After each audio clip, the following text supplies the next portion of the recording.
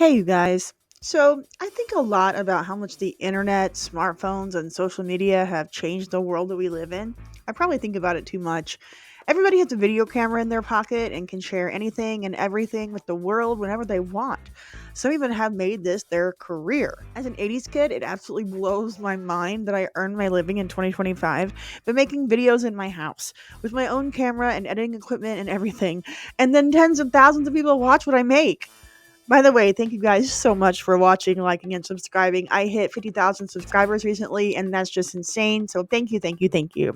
Anyways, seeing anyone and everyone on our various screens is our new normal.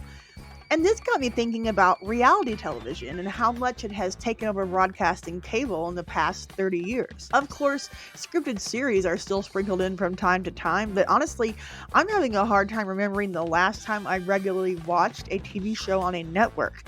If I watch anything scripted, it's on a streaming platform these days, and even then, that's pretty rare. But I digress. I'm getting away from my point. What I'm trying to say is that when I was growing up in the 80s, it was a rare thing for a normal, regular person to show up on a TV screen unless they were lucky enough to be a game show contestant or the subject of a local news story. If you weren't a celebrity or public figure or a journalist or a member of the Screen Actors Guild, the chances of you getting on TV and being on a screen were slim to none. All of that really started to change in the early 90s here in America when The Real World debuted on MTV, which birthed the reality genre before Survivor took it to a whole new level of world domination. Now we've got a million reality shows to choose from, covering everything from cooking to dating to surviving in the wild. Reality TV has radically altered the landscape of celebrity, politics, and power. It has made people extremely rich, too. But Gen Xers like myself know that there were reality TV pioneers that graced our screens well before we met seven strangers who lived in a house. There was reality TV before the 90s, and it became the foundation of everything that came after. These few shows made it possible for regular people to get past the gatekeepers, make it on the screens, and possibly become famous for 15 minutes. These early shows were like the Wild West of television, with producers experimenting with new formats and audiences tuning in out of sheer curiosity. They didn't have a blueprint for reality TV, so they just made it up as they went along. And that's what today's video is all about. TV shows that focus on regular people before the explosion of modern reality TV in the 90s. Not game shows or dating shows, though. Each entry explores how these programs pioneered their own path and usually showcased everyday individuals, whether through competition, legal disputes, talent, emergencies, or personal moments, paving the way for the unscripted, human-centric television that would dominate later decades, as well as the social media content that followed. My name is Natalie. This is my so-called Gen X life, and here are the best reality-type TV shows from the 70s and 80s that put regular people on television. You're on candid camera. Although the term reality TV wasn't coined until around the turn of the 21st century, examples of the genre emerged virtually in tandem with the advent of television. Candid Camera began as a radio experiment in 1947 called Candid Microphone, dreamed up by Alan Funt, a young ad man turned prankster. The show jumped to television in 1948 on ABC, debuting as Candid Camera, a hidden camera show catching regular people in absurd stage scenarios, like a desk that wouldn't stop sinking or a lost bowling ball rolling down the street, and then the cameras would record their genuine reactions. Funt, often posing as an everyman to lure folks in, aired their unscripted reactions, confusion, laughter, or annoyance before revealing, "Smile, you're on candid camera." The show bounced networks through the 1950s and 60s, but it peaked with a 1960 to 1967 run on CBS that drew about 20 million viewers weekly, making it a cultural staple. In the 70s and 80s, it faded from a weekly show to occasional network specials, but I had to mention it because this was the original hidden camera prank show. Regular people caught off guard by absurd setups, like a talking mailbox or a car that wouldn't stop honking. Throughout its many different runs, Candid Camera pulled in millions with its simple genius. No scripts, just real reactions. Ordinary folks were turned into unwitting stars, with their shock or laughter unfiltered. Candid Camera proved everyday humans, flustered, amused, and authentic, could carry a show. It didn't rely on big budgets or fancy effects. Instead, it thrived on simplicity and the universal appeal of surprise. It was kind of like a mirror held up to society, reflecting our quirks, our kindness, and, yes, our occasional gullibility. Candid Camera proved that unguarded regular folks were endlessly watchable, a spark that lit the fuse for reality TV's spontaneous chaos, from punked to today's viral stunts. We're going hopping today where things are popping. The Philadelphia way, we're gonna drop it on all the music they play on the bandstand. American Bandstand put regular people on a different kind of stage, one where they danced their way into America's living rooms. It was launched back in 1952 by host Dick Clark, and Bandstand was already a TV institution by the 70s and the 80s. But it was in those decades that it became something more, a window into the lives of ordinary teens, long before reality TV had a name. Filmed in Philadelphia, American Bandstand wasn't just about the music, though the hits from Motown to Madonna kept it spinning. It was about the kids, high schoolers from across the country that mailed in letters begging for a spot, and those who made it weren't actors or celebrities. They were the girl next door or the guy from homeroom. Dick Clark, with his eternal youth and warm smile, didn't just play records.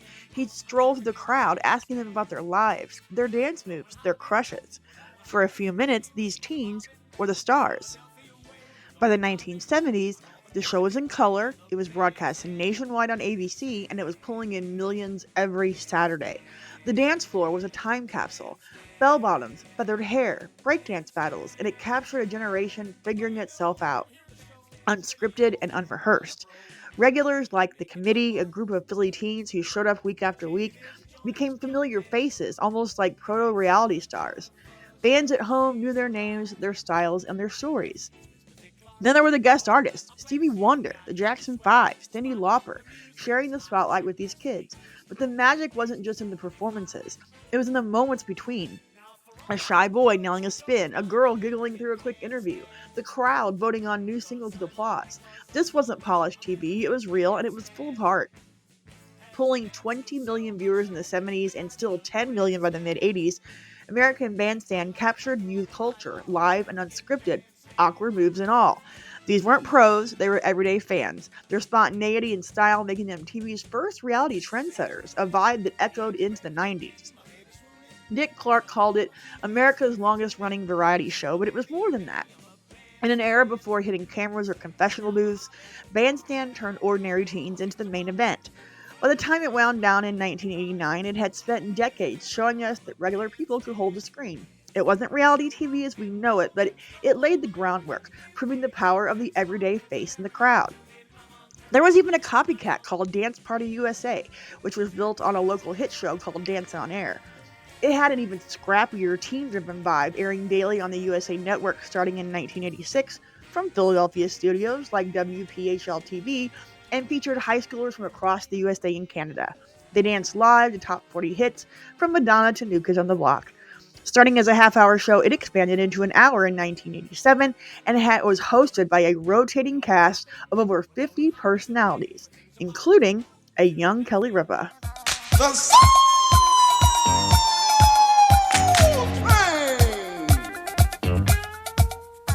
While American Bandstand grew to the mainstream, Soul Train carved out its own lane, bringing the heartbeat of black culture to TV screens. For millions watching, on over 100 stations at its peak, this was a glimpse of real people, real style, and real joy. Soul Train rolled onto screens in 1970 as a local Chicago show on WCIU, dreamed up by Don Cornelius, a Korean War vet and ex-cop turned TV trailblazer, and it went national in 1971, rocking the 70s and 80s with black culture's rhythmic pulse. Pitched as the American Bandstand of Color, it was Cornelius's answer to media misrepresentation, giving regular black folks, amateur dancers from cities like Chicago and Los Angeles, a stage alongside stars like Aretha Franklin and LL Cool J.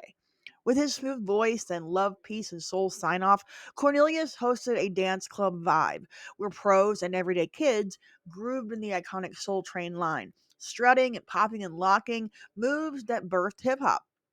Two rows of dancers would face off, showing off steps like the funky chicken or the robot, all while the cameras rolled. These weren't rehearsed routines, they were spontaneous and full of personality. Names like Tamina Joe Freeman and Jodie Watley started as regulars here, their faces etched into viewers' memories. The scramble board, where couples raced to match names, added a playful twist, ordinary folks laughing, competing, and connecting. In a time when black faces were pretty rare on TV, Soul Train made them stars. Peaking with 20 million viewers in the 70s, Soul Train held strong into the 1980s, adapting to rap while pulling 10 to 15 million even as MTV loomed. Cornelia stepped down in 1993, but the show carried on until 2006. It turned ordinary dancers into trendsetters, a raw, joyful showcase of real people that vied with the 70s and 80s unscripted spirit, echoing into reality TV's diverse future. Spanning the globe to bring you the constant variety of sport, the thrill of victory, and the agony of defeat. ABC's Wide World of Sports wasn't your typical reality show. It was a sports anthology series that aired on ABC and debuted in 1961, but thriving through the 70s and the 80s. Hosted by Jim McKay, its iconic tagline, "The thrill of victory and the agony of defeat," captured the emotions of athletes, many of whom were regular people chasing glory. Unlike polished pro sports coverage, this show spotlighted lesser known events like lumberjack contests, wrist wrestling, or demolition derbies, where ordinary folks from small towns competed. The 1980s saw it cover everything from Evil Knievel stunts to obscure international feats like the 1981 Acapulco Cliff Diving Championships. It wasn't scripted drama, but it gave viewers unfiltered human stories. Sweaty, determined amateurs risking it all. By focusing on these underdogs, Wide World of Sports set a template for reality TV's obsession with real stakes and real emotions, long before Survivor made it a genre. Airing Saturday afternoons on ABC, Wide World of Sports drew millions, peaking at over 20 million viewers in its prime. What made it special was the humanity, like the barrel jumpers, guys in small town rinks trying to clear stacks of barrels on skates, often crashing spectacularly, or the demolition derby drivers smashing cars in dusty arenas with their grit and grins caught on camera. There were no rehearsals, no retakes, just real stakes and real actions. Jim McKay's warm, steady voice tied it all together, narrating their triumphs and heartbreaks like a friend recounting his story. Then there were the stunts like Knievel's wild leaps, including his 1974 Snake River Canyon try, which was watched live by millions. The crashes, the cheers, the tension, it was unfiltered, edge of your seat TV. Even pros made an appearance, like Muhammad Ali or Nadia Comaneci, felt human here, their struggles and sweat laid bare beyond the polished headlines. By the 80s, Wide World of Sports was a TV institution, running well into the 90s before it stopped. It brought the world to your living room. Rodeos, marathons, even log rolling champions, starring people you'd never see on a sitcom or a game show. It wasn't about glamour, it was about effort, passion, and the messy beauty of real life. In an era before reality stars, this was where ordinary folks became unforgettable, one daring moment at a time.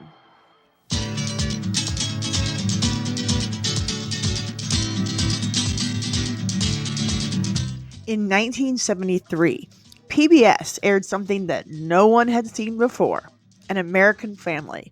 This wasn't a talk show or a dance floor, it was a raw, unscripted look inside a real American home of the Loud family of Santa Barbara, California.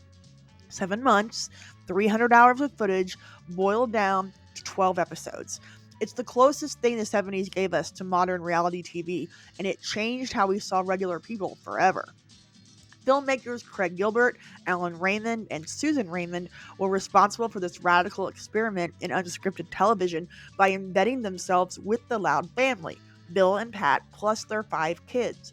This was no sitcom, it was real life. Marital strain, a son's coming out. Lance Loud was TV's first openly gay person, and a divorce played out in real time. Pulling 10 million viewers, it stunned the 70s audience, and its impact stretched into the 80s with PBS rebroadcast like a 1983 10-year anniversary special. The Louds were just a regular upper middle class family, but their raw exposure, warts and all, made them icons. Dubbed the first reality show, An American Family showed the 70s that ordinary lives could rivet a nation, laying the groundwork for the unscripted boom of the 90s and beyond. What set An American Family apart was its intimacy. The cameras caught the mundane, homework arguments, guitar strumming, awkward silences, and turned it into something profound. This wasn't staged drama, it was the slow unraveling of everyday life.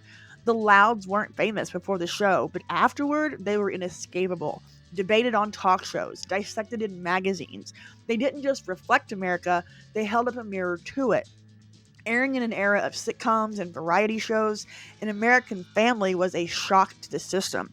It ran just one season, but its echoes lasted decades. Think Real World, Keeping Up with the Kardashians. Back then, it was a risk. No winners, no prizes. Just real people being real.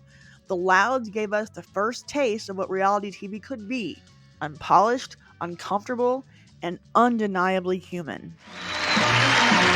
Tonight, live from NBC in Burbank, with videotape and filmed inserts from practically every place else, NBC presents Real People. In 1979, NBC took a chance on something fresh, a show called Real People. This wasn't about celebrities or scripted laughs. It was a love letter to the quirks and quiet heroism of everyday Americans.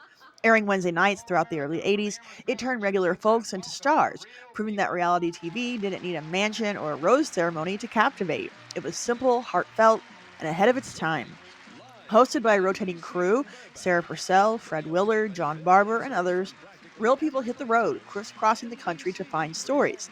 They met a one-armed surfer in California, a 90-year-old marathon runner in Ohio, a guy who wrestled bears for fun. No auditions, no casting calls, just real people doing real things. The host didn't preach or pose.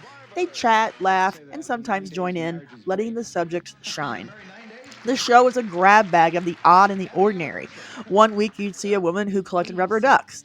The next, a small town barber doubling as a UFO spotter.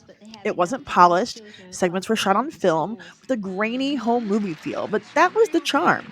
At its peak, 20 million viewers tuned in, drawn to stories that felt like they could have come from our own backyard. The tagline said it all. They're not actors, they're not famous, they're real people. Back in the studio, a live audience watched the tape pieces, and their gasps and chuckles added a layer of warmth. Sometimes the featured folks would show up in person, unscripted, a little nervous, soaking in the applause. It wasn't about drama or competition, it was about connection. Whether it was a kid inventor or a grandma skydiver, Real People celebrated the weird, wonderful texture of American life. Running until 1984, Real People bridged the 70s and 80s with a formula that feels familiar now. But it didn't need villains or prizes. It trusted the regular folks, unfiltered and unrehearsed. They were enough. In an era of big hair and bigger sitcoms, this was quite a quiet revolution, a reminder that the most compelling stories were already out there waiting to be found. Real People celebrated the unsung: janitors, retirees, dreamers, without mockery, letting their oddities or triumphs shine. It captured a pre reality TV hunger for authentic lives, paving the way for shows that turned regular people into TV's main event. The show featuring the country's top disco dancers. In 1979, as disco fever swept the nation, dance fever hit the airwaves in syndication, turning regular people into dance floor dynamos. This wasn't just a show about moves, it was a stage for ordinary folks to strut their stuff, chasing cash and a spotlight. Running into the mid 80s, Dance Fever brought the energy of Soul Train and the competition of game shows together, giving us a taste of reality TV before the term existed. Hosted by Teddy Terrio, the disco king who taught John Travolta his Saturday Night Fever moves, Dance Fever pulled amateur dance teams from across America into glitzy Los Angeles studio. These weren't pros, they were teachers, mechanics, students, people who'd honed their spins and dips at local clubs or living room floors. Each week, four pairs battled it out, judged by a panel that included stars like Donna Summer or David Cassidy. The prize? Up to $5,000 and a shot at the grand prize dance-off worth 50 grand. But the real win was the chance to shine. The vibe was pure 70s into early 80s, sequins, big hair, and beats from Chic to the Bee Gees. Couples pulled out wild routines, disco, the hustle, even early breakdance flair, choreographed by pros like Adrian Zmed, who was a host in later seasons, but the heart was all theirs. The cameras caught every stumble, every grin, every moment of unscripted joy or nerves. At its peak, millions watched on stations nationwide, cheering for the underdogs who traded their day jobs for a disco ball. What made Dance Fever stand out was its mix of competition and humanity.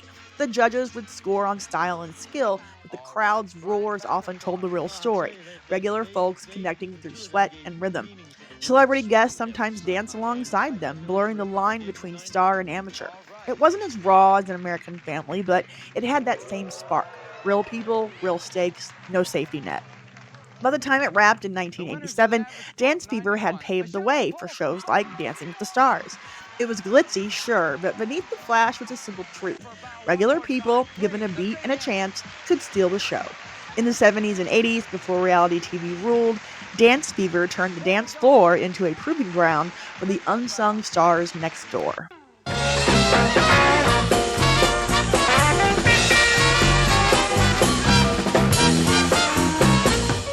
In 1976, The Gong Show crashed onto NBC and then later in syndication. Like a fever dream of talent and madness, this wasn't your typical variety show. It was a free-for-all where regular people took the stage, risking it all for laughs or glory. Running through the late 70s and into the 80s, it turned the spotlight on the weird and wonderful, proving that reality TV didn't need polish, just guts and a gong. Hosted by Chuck Barris, part ringmaster, part prankster, The Gong Show was a circus of the ordinary. Contestants weren't pros, they were baristas, retirees, oddballs from anywhere USA, armed with acts like juggling flame torches or singing off-key opera. 3 celebrity judges, like Jane Meadows, Jamie Farr, even a young Steve Martin, sat ready to gong them off if it got too bizarre. The prize? A measly $516.32 plus a trophy, and the real payoff was a moment in chaos. The vibe was pure 70s, tacky sets, polyester suits, and a vibe that teetered between absurd and endearing. One minute you'd see a guy tap dancing with a rubber chicken, the next a grandma belting out a ballad until the gong rang. It was unscripted, unpredictable, sometimes painfully bad, sometimes oddly brilliant.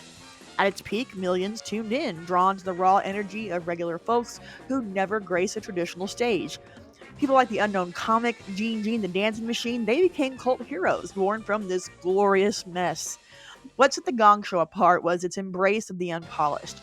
Barris didn't just host it, he'd leap in, dance, or dodge pies, blurring the line between performer and everyman. The audience, live and at home, lapped it up, cheering the flops as loud as the wins. It wasn't about talent, it was about nerve. In an era of scripted sitcoms, this was a middle finger to perfection. A love song to the guy next door with a dream and no shame. By the time it faded in 1980 with a brief 80s revival, The Gong Show had left its mark. Like America's Got Talent with less glitter and more grit. It showed that regular people, armed with nothing but bravado, could own the screen. Before reality TV had rules, The Gong Show wrote its own. Give the little guy a mic, a stage, and a gong, and watch the magic or mayhem unfold.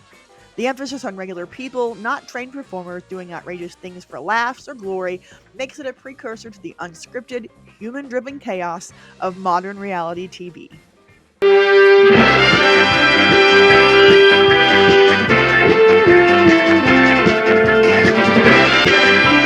In 1980, ABC unveiled That's Incredible, a show that took the wild, the weird, and the downright unbelievable and put regular people at the center of it all. Airing Monday nights throughout the early 80s, it was a spectacle of human oddity and grit. Think real people with a dash of danger. Before reality TV had a playbook, this was where ordinary folks pushed limits and left us wide-eyed. Hosted by John Davidson, Fran Tarkenton, and Kathy Lee Crosby, That's Incredible roamed the country and sometimes the world, finding stories that defied belief. A man pulling a plane with its teeth, a kid solving a Rubik's Cube blindfolded, a grandma tightrope walking over a canyon. These weren't stars, they were neighbors, dreamers, and risk takers. The host brought charm and awe, narrating live in the studio as a buzzing audience watched the taped feats unfold. The show was peak 80s, big hair, bold stunts, and a synth-heavy soundtrack. One week, you'd see a guy escape a straitjacket underwater. The next, a woman balanced 10 teacups on her head while skating. It was raw and unscripted, sometimes too real, like when stunts went wrong on air, leaving viewers gasping. At its height, 25 million viewers tuned in weekly, hooked on the thrill of regular people doing the impossible, no safety net in sight. Again, what made it special was the humanity behind the headlines. The cameras didn't just capture the acts, they lingered on the sweat, the shaky hands, the quiet pride after a win. Some segments were quirky, like a dog that could count, but others were raw courage. A firefighter climbing a ladder with no hands, a teen defying odds after tragedy. The hosts often tried stunts themselves, bridging the gap between viewer and doer, making it feel like anyone could step up. Running until 1984, That's Incredible was a proving ground for the everyman. Less about competition, more about wonder. It echoed Wide World of Sports, but leaned harder into the bizarre, paving the way for shows like Fear Factor or Ripley's Believe It or Not. In an era of scripted heroes, this was real life, unpolished and untamed. Regular folks showing us that incredible wasn't just a word, it was a way of being.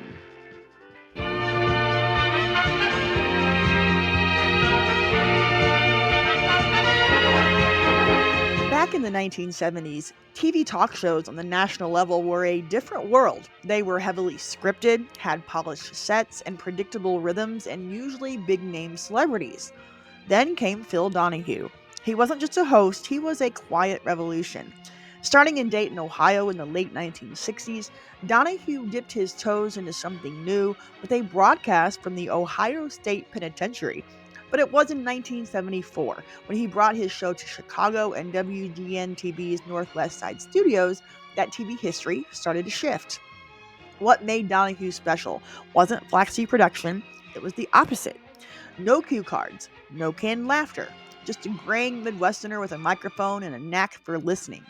Each morning, Chicagoans watched live on Channel 9, while millions more caught the taped broadcast later in the day across 164 stations nationwide. At its height, over 8 million tuned in daily, drawn to a show that felt unfiltered and real. There were legendary guests like John Wayne, Ray Charles, Ronald Reagan, names that echo through time. But Donahue didn't just lean on star power. He brought two ideas that changed TV forever. First, the audience. One day during a break, he noticed the Chicago crowd had sharper questions than he did. So he stepped off the stage, mic in hand, and let them speak. There'd be no Donahue show, he would later tell WGN, if he hadn't accidentally brought in the audience. Those plain-spoken voices tackled everything: race, women's rights, AIDS, topics others wouldn't touch. Then there was the staging. His team placed cameras behind the audience, turning the show into something intimate, almost like sitting in the room. Guests faced the crowd, not the lens, and it gave the whole thing a raw human feel. Phil once said, "We had no desk, no couch, no band, just folding chairs. It wasn't glamorous, but it worked." Chicago gave him the room to breathe away from New York's glare. There weren't many national shows coming out of Chicago, Donahue recalled, and it turned out to be a wonderful decision. That freedom let him take risks, like devoting entire episodes to abortion or AIDS in the early 80s when silence was the norm. Director Juan Weiner saw it too. He said that it gave others the courage to try. Donahue's audience was mostly women, but they found a voice in him, a host who listened like few others. He'd hold their hands, ask their thoughts, and weave their stories into the show. Yet he could turn around and question presidents with the same steady gaze. 8 daytime Emmys later, Donahue left a blueprint for Oprah, for Jerry Springer, for a whole era of talk shows born from his innovations in those Chicago years, giving normal, everyday people a voice, whether it was in the audience or as a guest on the stage. It was a real game changer.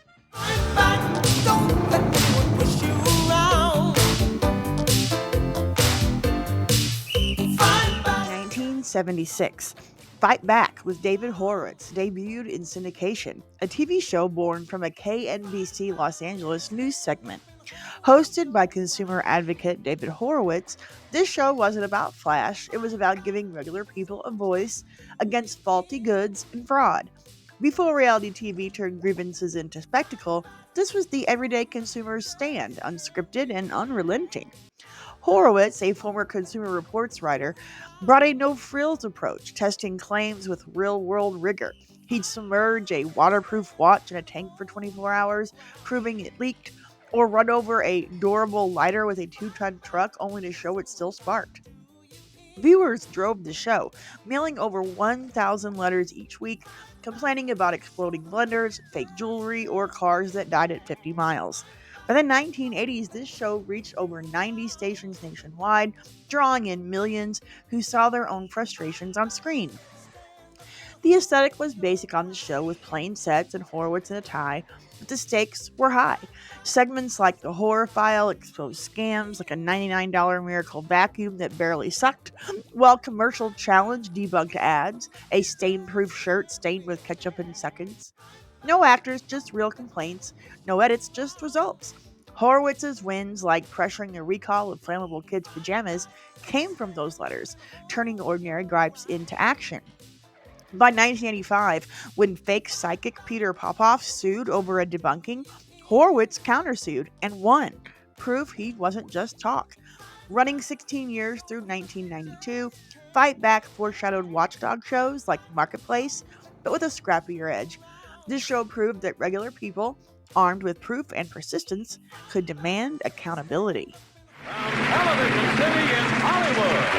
The offbeat, fascinating, and funny ways America makes a living on That's My Line. In 1980, Bob Barker was already a household name thanks to The Price is Right, but that year he stepped into something a bit different, a show called That's My Line.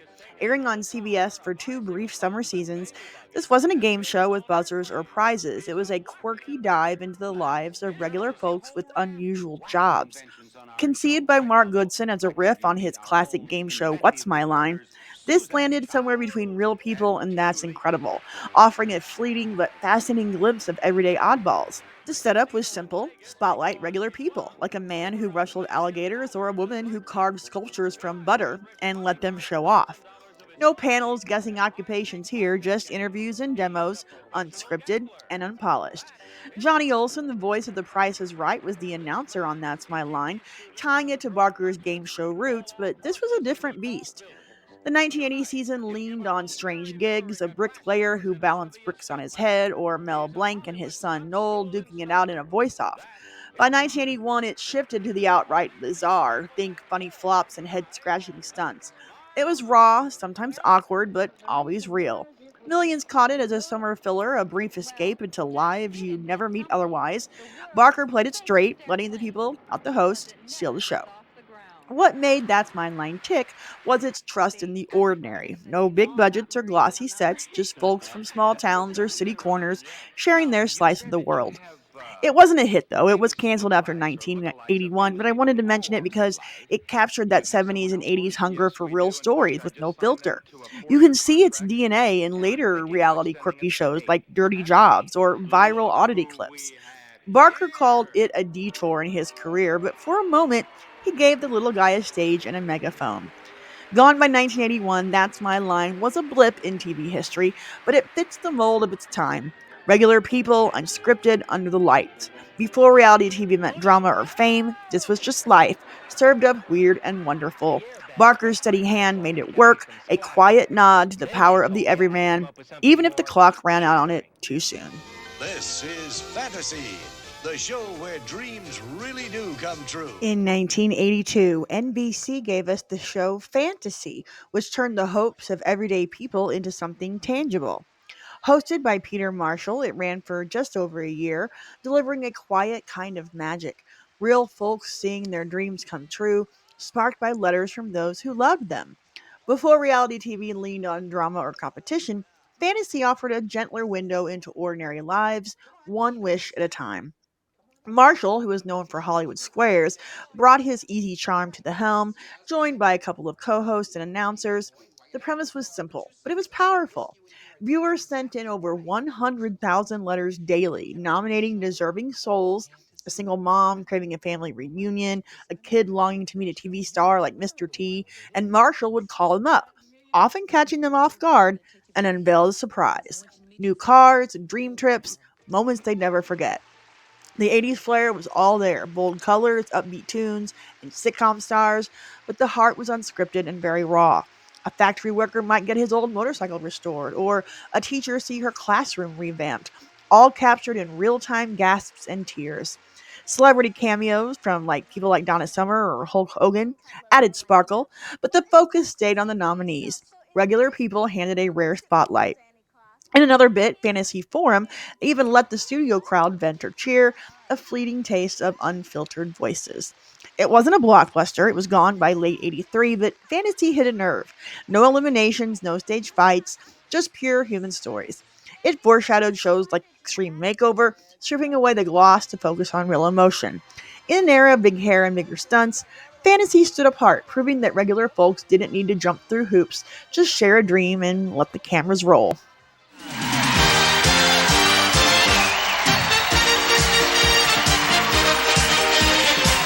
In 1983, Star Search burst onto the syndicated scene, turning the spotlight on regular people with big dreams. Hosted by Ed McMahon, it ran through the 80s and into the early 90s, blending talent show vibes with an unscripted edge. Before reality TV crowned household names, this is where ordinary folks, singers, comics, dancers, models, stepped up and chased stardom one performance at a time. McMahon, who was also on The Tonight Show at the time, brought his booming voice and warm grin to a simple setup. Contestants from across America, not pros, but hopefuls, teachers, students, waitresses, competing in categories like singing, comedy, or dance, and judges scored them out of 4 stars, and the winners would move on, eyeing a $100,000 grand prize. There were no scripts, no safety nets, just raw talent and nerve, and it aired weekly to millions on over 100 TV stations across the country. The 80s shine was all over this show. Neon sets, big hair, synth beats, but the heart was very real. There was a teen belting Whitney Houston or a dad cracking jokes, maybe a dance duo flipping across the stage. Some crashed, some soared. Names like Sinbad, Rosie O'Donnell, Justin Timberlake, Tiffany, Britney Spears all got their start here. But they weren't stars yet. They were just folks from the crowd. At its peak, Star Search had 20 million viewers, hooked in the gamble of who would shine and who would stumble. What set Star Search apart was its unpolished stakes. There was no coaching, no backstory montages, just you, the mic, and the clock. Losers went home, winners fought on. The spokesmodel category was my favorite, and it even got regular beauties a shot, like Leanza Cornett, who launched her career. It wasn't as wild as The Gong Show, but it had that same everyman spirit. Anyone could try, and the crowd decided the rest. By the time it wrapped in 1995, Star Search had bridged the 80s into a new era, a clear ancestor to American Idol and The Voice. Back then, it was a proving ground. Regular people, unfiltered, under the lights. In an age of sitcoms and soaps, it dared to bet on the unknown, showing us that stardom wasn't just for the chosen, it was for anyone brave enough to step up. Star Search showed how everyday ambition could captivate, and it was a blueprint for the talent show boom of the 2000s.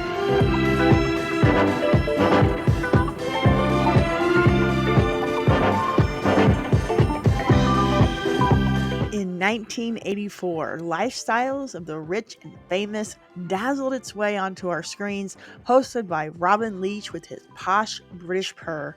This show flipped the script, as it was a peek behind the velvet ropes of some of the world's wealthiest people. Oftentimes they were celebrities, but not always.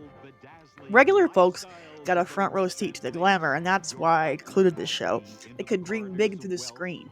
Before reality TV obsessed over wealth, this was the original taste of champagne wishes and caviar dreams. Leach, alongside Sherry Belafonte in later years, jetted from Beverly Hills to Monaco, showcasing mansions, yachts, and stars like Elizabeth Taylor, Liberace, and Donald Trump. But the real hook was the everyman lens.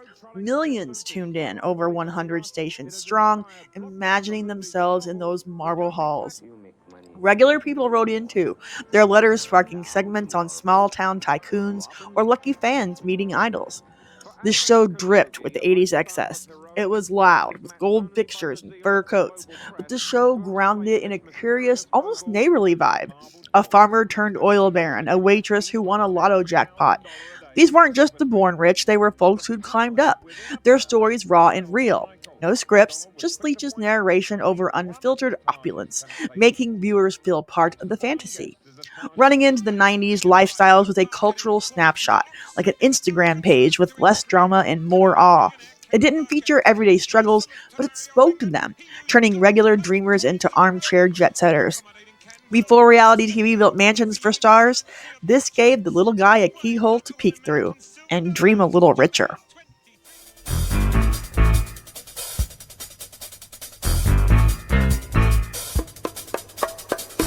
In 1981, the People's Court brought the bang of a gavel to syndication, turning everyday squabbles into riveting TV. Judge Joseph Wapner ruled the bench, while Rusty the bailiff kept the peace, and regular folks aired their gripes, raw, real, and unscripted. Before reality TV had courtrooms or catchphrases, this was justice, straight from the everyman's playbook. Wapner was a no-nonsense retired LA judge who presided over neighbors facing off over scratched cars or landlords over leaky roofs. It was small claims chaos with big stakes. Rusty Burrell, the towering bailiff, handed over papers and kept order, acting as a quiet anchor in the storm.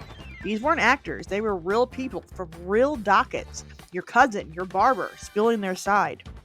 Over 20 million people watched daily, hooked on the drama. The 80s vibe was thick with this show. Wood paneling, boxy suits, but the soul was timeless. Ordinary lives, unpolished and loud. No rehearsals, just rulings. $200 here, a stern nod there. And then came Doug Llewellyn, mic in hand, catching the fallout. Tears, smirks, or rants before he delivered his iconic line. Don't take the law into your own hands, you take him to court. It was a mantra for the little guy, a call to settle it square. Running into the 90s, the People's Court with Wapner, Rusty, and Llewellyn paved the way for Judge Judy and beyond. Back then it was a trailblazer. Regular folks, real fights, no filter. In an era of scripted shine, this was the street-level courtroom, proof that everyday battles, fought fair under Rusty's watch, could rule the airwaves.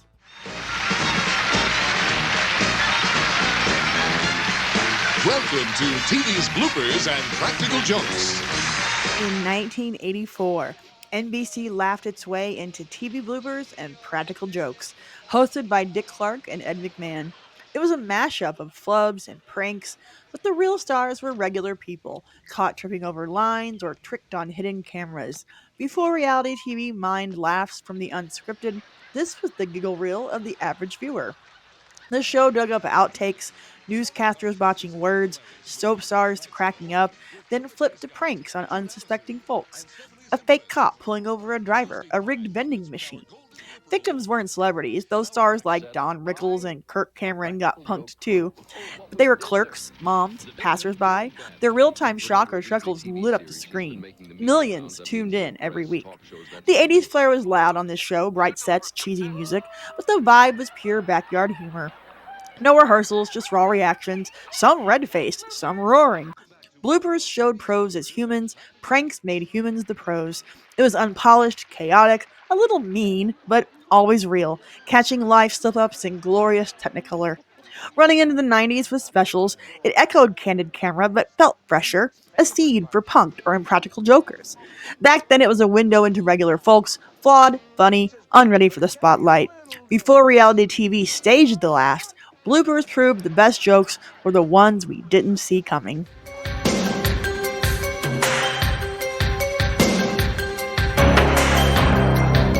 Whew, I hope that sound doesn't give you nightmares, but if you were a kid in the 80s, it probably did.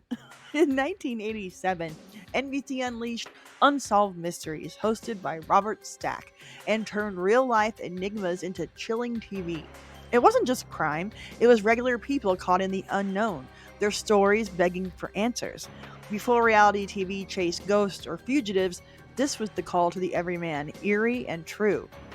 Debuting as a special in 87 before going weekly in 88, Stack's gravelly voice guided us through missing persons cases, cold cases, even UFOs, each one tied to ordinary lives.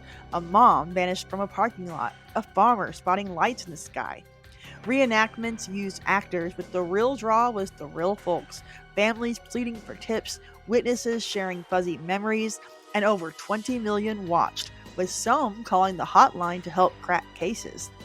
The 80s mood was thick, foggy shots, synth drones, but the stories were raw, no scripts, just testimonies and grainy home videos. Viewers weren't just spectators, they were part of it, helping solve over 260 mysteries by the 90s.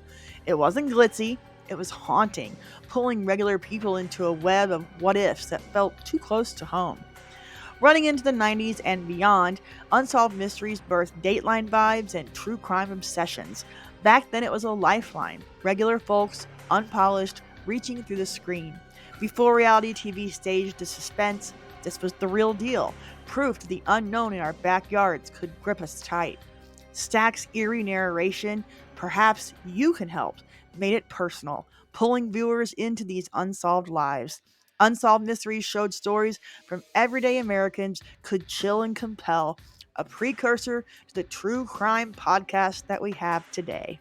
Bad boys, what you gonna do? What you gonna do when they come for you? In 1989, Fox launched Cops, a gritty ride-along that shoved regular people, cops, and culprits into the spotlight. No actors, no scripts, just handheld cameras catching life on the beat. Before reality TV chase sirens, this was the unfiltered pulse of the streets, raw and relentless. Created by John Langley, Cops tailed officers in places like Broward County, Florida, capturing arrests, domestics, and traffic stops. The stars?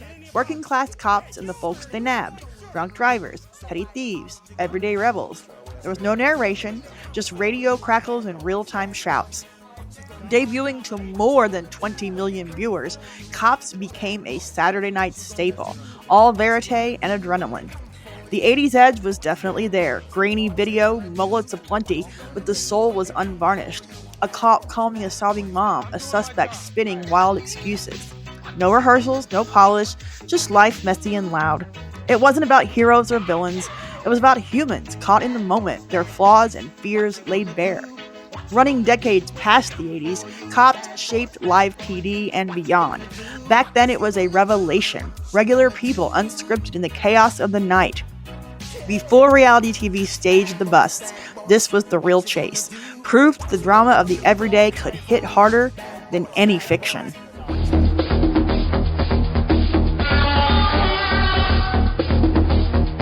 In 1988, 1 year before Cops hit the airwaves, Fox debuted America's Most Wanted, hosted by John Walsh, and turned regular people into crime fighters.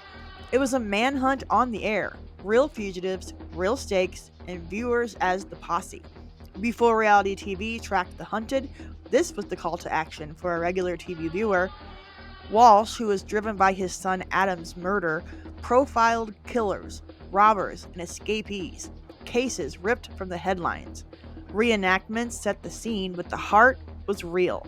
Victims' families pleading, cops sharing tips, all unscripted. A hotline flashed after each story, and regular folks answered. Over 1,200 fugitives were caught, thanks to calls. At its 80s peak, 20 million people watched, gripped by the mission. Of course, the 80s grit was there. Harsh lighting, stark tones, but the power was personal. A mom begging for justice, a neighbor spotting a face from TV. No polish, just pleas and real-time leads. Walsh's quiet fury made it feel like your fight too. Every viewer a potential hero in their recliner. Running into the 90s and beyond, America's Most Wanted echoed Unsolved Mysteries, but hit harder, more direct. Back then it was a lifeline. Regular people, unfiltered, part of the hunt.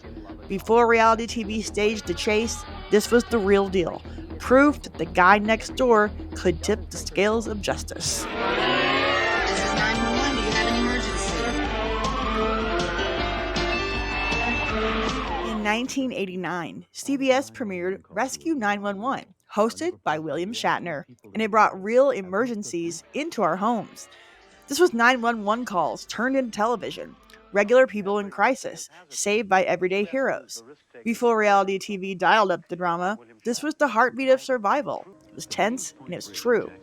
Shatner's steady voice walked us through reenactments, heart attacks, car wrecks, kids stuck in whales, and paired them with actual 911 audio. The stars? Ordinary families, frantic callers, first responders racing the clock. No scripts, just real voices. panicked moms, calm dispatchers caught in life or death moments. Debuting to more than 25 million viewers, this show quickly became a Tuesday night ritual. The 80s to 90s feel was there. Soft, focused shots, urgent beats, but the soul was unvarnished. A dad's shaky help me, a rescuer's quiet relief. No staging, just humanity. Sometimes tears, sometimes triumph. Viewers even learned CPR alongside the stories, making it personal, like it could be your call next. Running into the mid 90s, Rescue 911 paved the way for shows like Trauma Life in the ER. Back then, this show was a lifeline. Regular people, unscripted, in the fight of their lives. Red, white, and blue. All the funny things you do. America, America, this is you. Dads falling off ladders, kids smacking pinatas into chaos, or pets stealing the show. Fueled by the 80s camcorder boom, suddenly, regular people were filmmakers. They were the punchline, and they were the stars, turning shaky clips into comedy gold with no script required. Before reality TV crowned viral kings, this was the homegrown laugh track of the everyman. Real mishaps were TV magic, and Saget's wry quips tied it all together, live from the studio.